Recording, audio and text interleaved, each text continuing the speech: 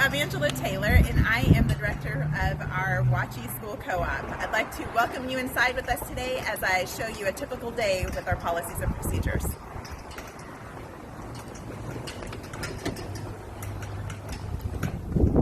We're going to start at the front desk with Jean-Ann. The person that you're going to meet when you walk into our co-op is our admin coordinator, Jean-Ann.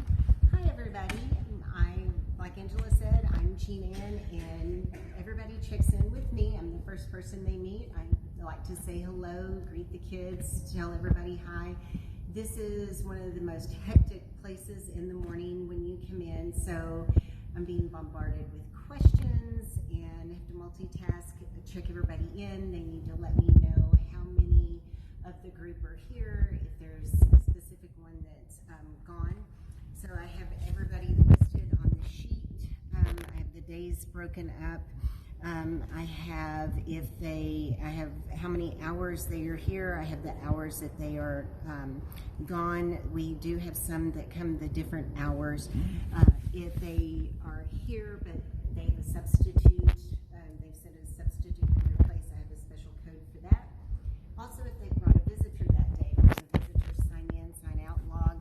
All of our visitors get this that they have to wear, and then they go directly downstairs to get their name badges. Also up here we keep a Watchee Bible. You're going to learn more about this later. Also, we have our kind of general point to keep incident reports. We have our emergency checklist. We have our substitute folder information in case our sub-coordinator that I work directly with, and you'll learn more about that later. We also keep our cords for the computers that work with all of our technology. We also keep all of our signs up here for the morning. So this is the first thing that's taken out and the last thing that goes up. So our bells, our flags, everything goes in here. So thank you so much for spending the time with me. Enjoy the rest of the video.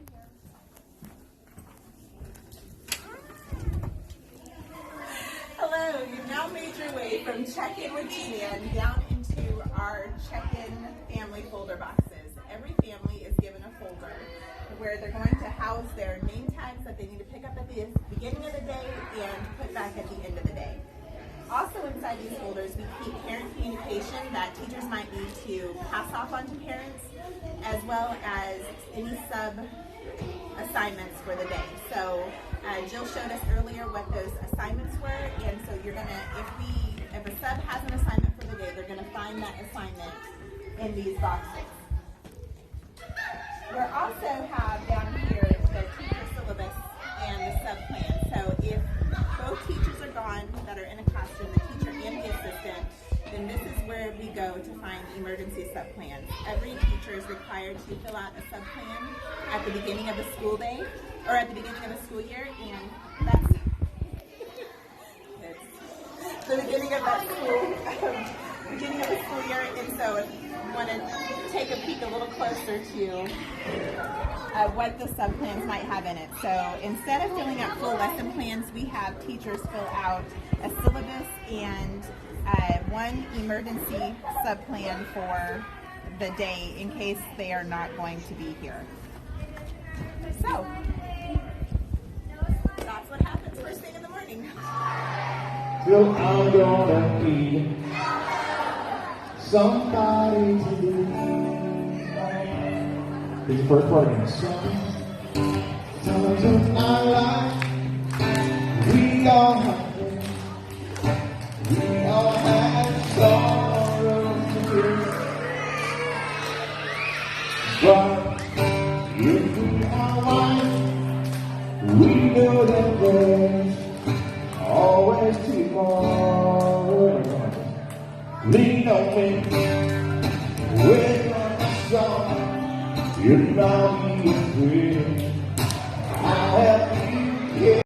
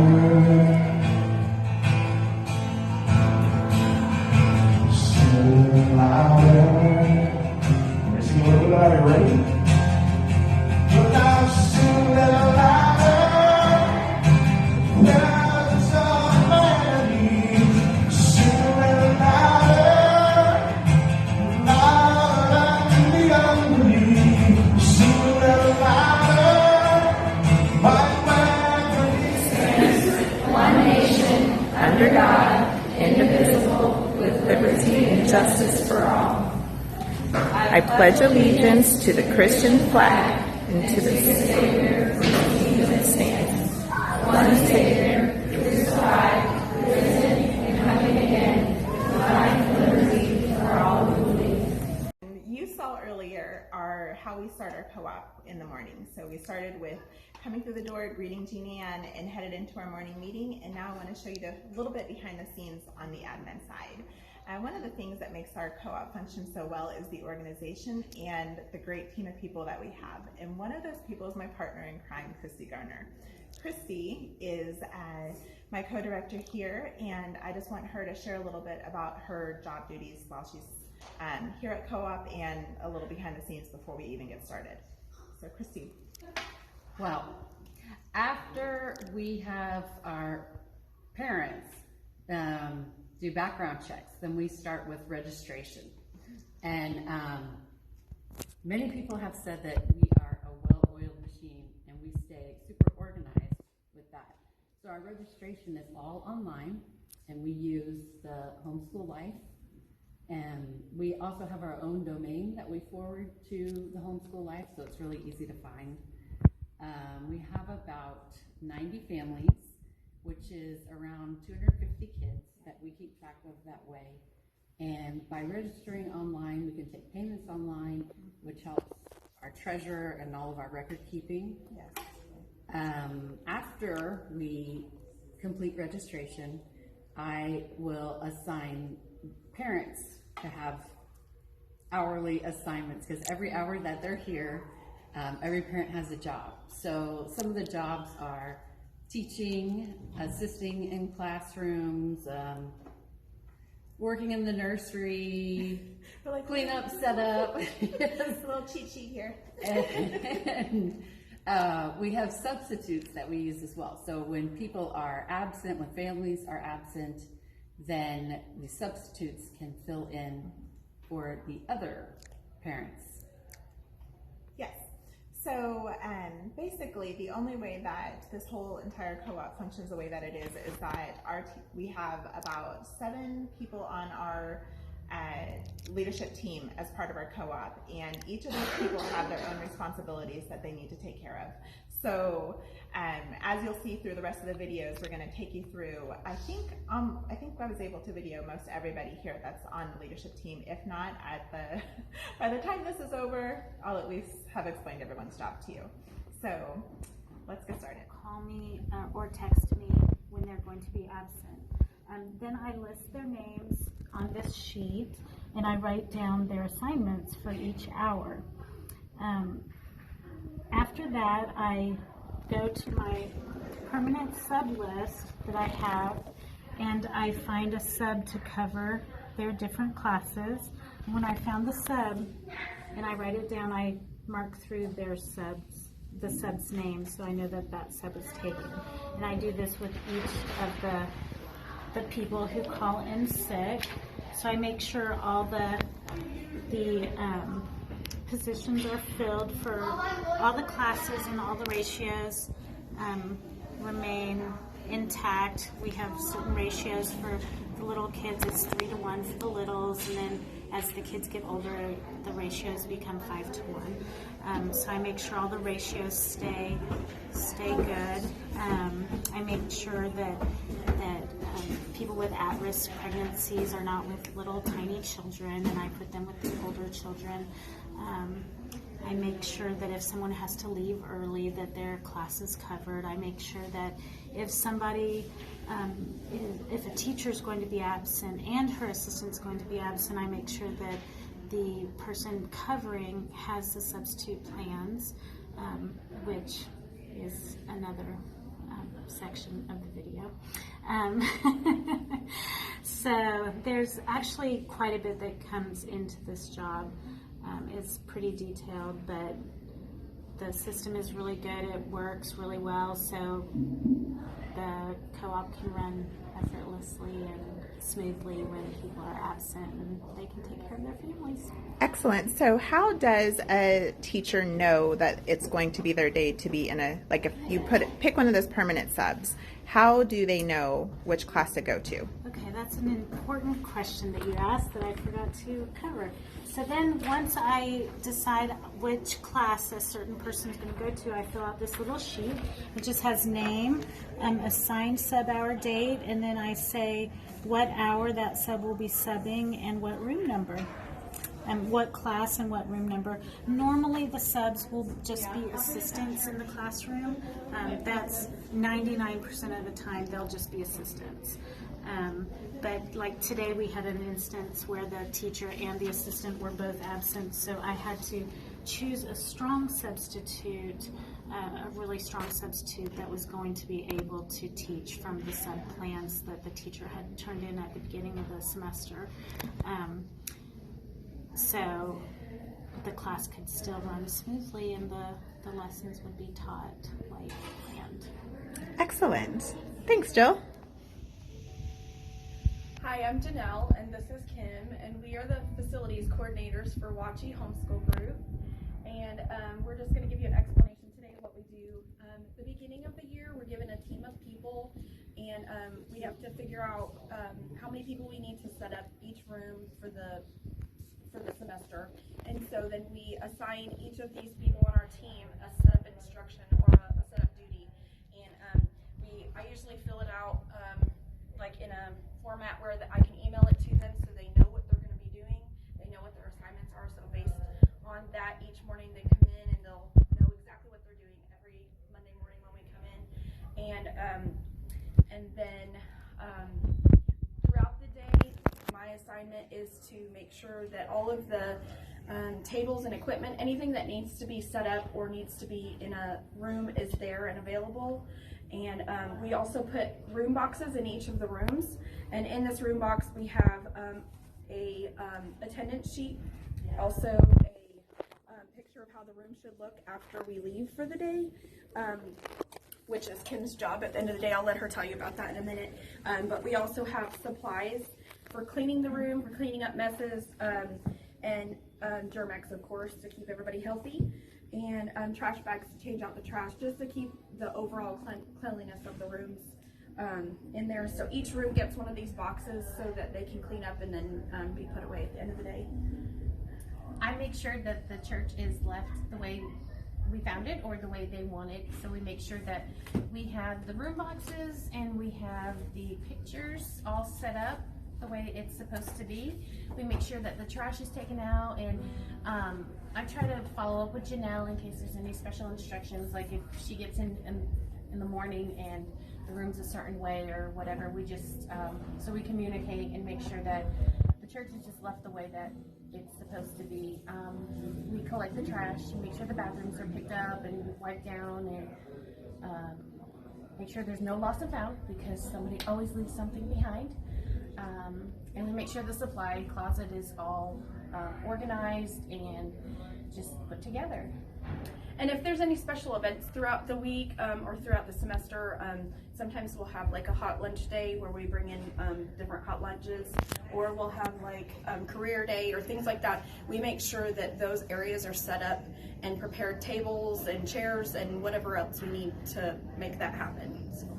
I do have a team, I'm sorry I forgot to mention that, I do have a team that helps me, and we are split up into different groups in different rooms, and in each room they have their own assignment that they need to get done. Make sure the trash is taken out, make sure the tables are wiped, the floor is swept up, but there's anywhere from 2 to 3 workers in each room if possible. Sometimes there's just one person in one room, but if any tables have to be moved or chairs or anything like that, I try to assign at least 2 people, if not 3. And I encourage them to have their families help too, their kiddos. Kim and I also work really closely with the facilities staff here at the church to make sure that if there's any issues, toilets that are overflowing or any problems like facilities wise in the building, that we make sure to communicate that with them and work closely with them on that also. And you are also responsible for purchasing supplies. Correct. So how do you keep up with that?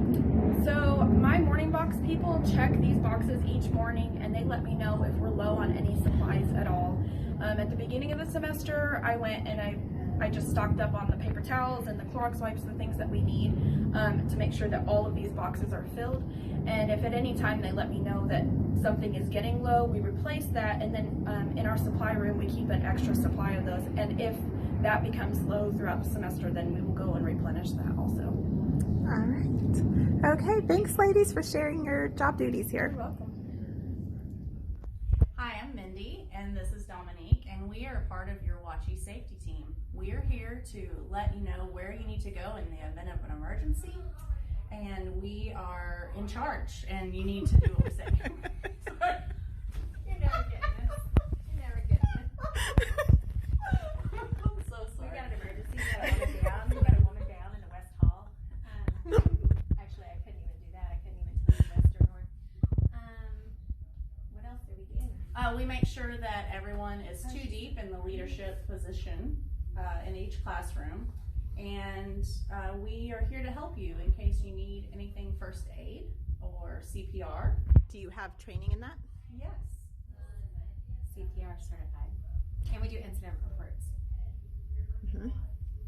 And so what kind of plans do you have for security in the building? Well, we have these walkie-talkies. Yes. And we are able to communicate within a 36-mile range because of the size of the building. So we have 3 zones, plus Rhonda, and we have a front desk person that will alert us if any need arises.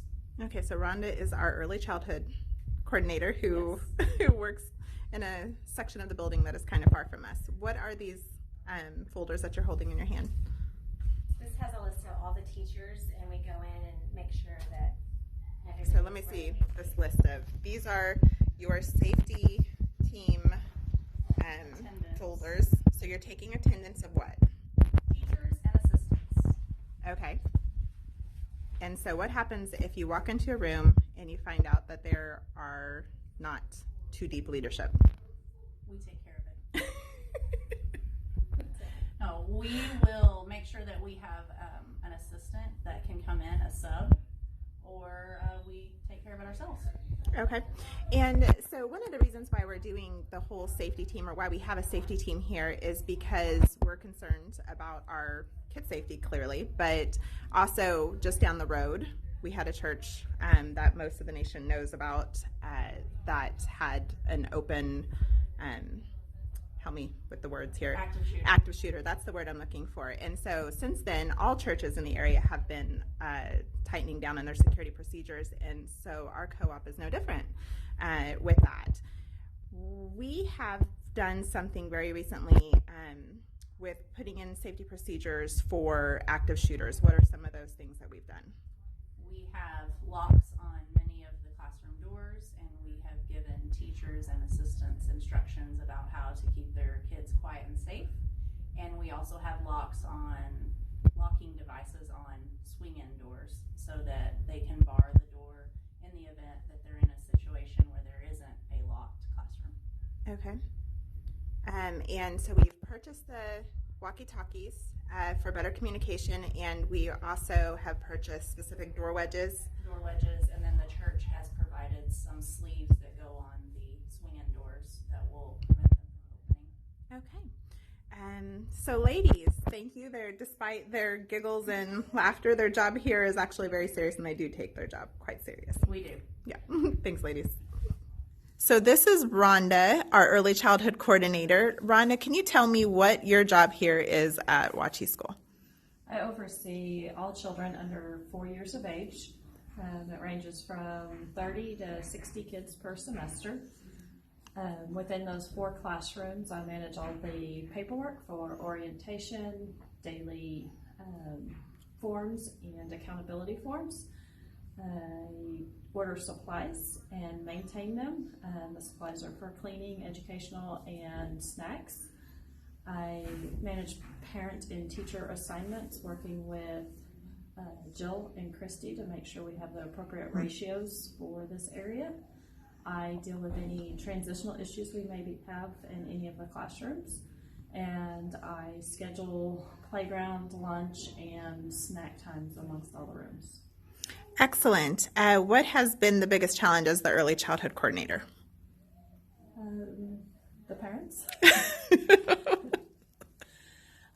Children with transitional issues often need their parents a little bit more, and helping those parents out is kind of a challenge. All right. Thanks, Rhonda. I'd like to introduce you to our events coordinator, Ashley Kidd. Ashley is in charge of making all the fun things happen here at our co-op. Ashley, tell us a little bit about some of the things you do. So my job is just to help find leaders that can lead the special events. So special events here can be as big or as wide or as small or limited as our parents' involvement. So if they want to do high school graduation and we have enough seniors, that will happen. If not, then that doesn't happen for the co-op. It depends on our parents' involvement and what they want to do. My job is just to help encourage and equip our leaders and to really be the communication team between the leaders and the board, where not 1,000,001 people are going to the board and asking questions, and sometimes I can answer those questions without even asking the board.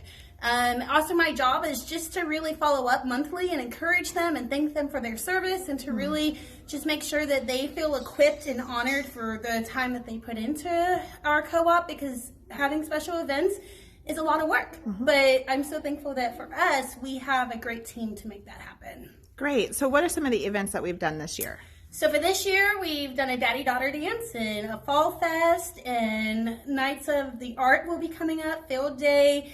High school graduation didn't happen this year, but it's usually one that we do. A kindergarten graduation. We do park days, field trips, mom's night outs. Lots and lots of events. I think we have about 15 committees, and then those committees do a lot of different things. So yeah, any major ones that I missed? I don't think so. So typically, living history. Oh, that's right, at the beginning of the year. So typically, as part of your job, what would happen is that at the beginning you would have people sign up for committees, and then after they have signed up for committees, you're just following up. I'm just kind of summarizing. You're just following up. You have committee leaders who are the ones who are in contact with you, and then you're following up with those leaders throughout the year. So at the beginning of each semester, we take it by semester. That's something new that we tried this year, and again, depending on your co-op, you're going to find what works for you and your co-op. But for us, we do it by semester. So if we have events like Living History or Valentine's Day, that might, like Career Day and Valentine's Day falls into the spring semester. So we're going to get sign-ups for that semester at the beginning, because families change out and revolve. So having participants commit for one semester, it doesn't ask as much. So my job is just to sign them up and make sure that the leaders have a team. So I help gather that team, and then their job is to connect with the team and lead that team. Excellent. All right, Ashley, thank you for sharing. Absolutely. Bye, you guys.